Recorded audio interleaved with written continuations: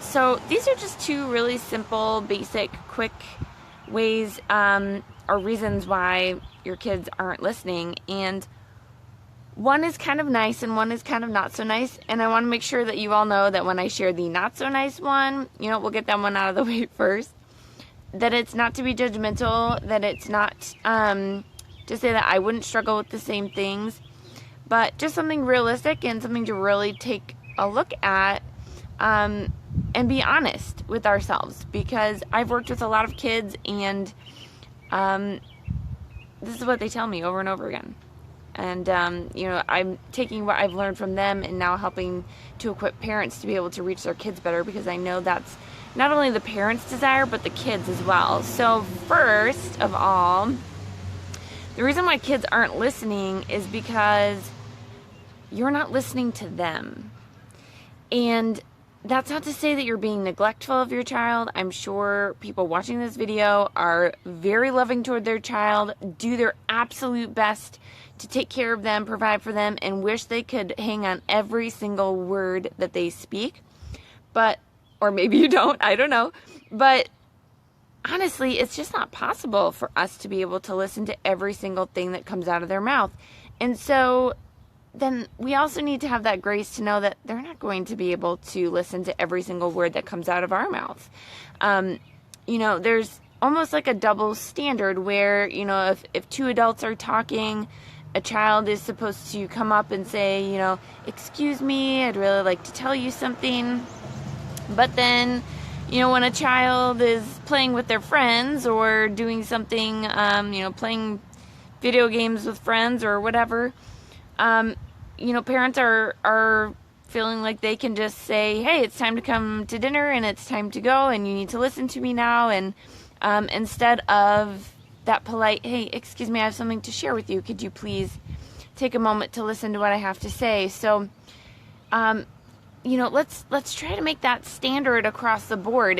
If we want children to ask permission to speak and to interrupt conversations so that we can be sure that we are listening to them and giving them our full attention, what a great skill for them to know that they have the option to as well, is that you display that for them and be an example for them. So just an idea that just ties into the idea of, we don't always listen. And of course, there are many things pulling us in 100 directions.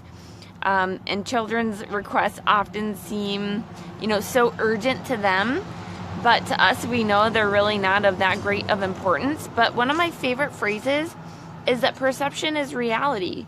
And so to your child, that need really is significant in that moment. And they really do want your full attention.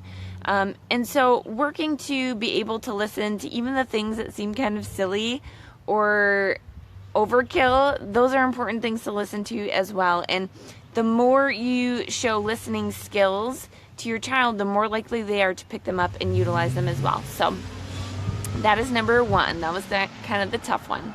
Now, number two is something that I think is fun, and I don't know, maybe it's not going to be as fun to you all, but children have the ability to still think and explore and wonder and marvel in so many things this world has to offer.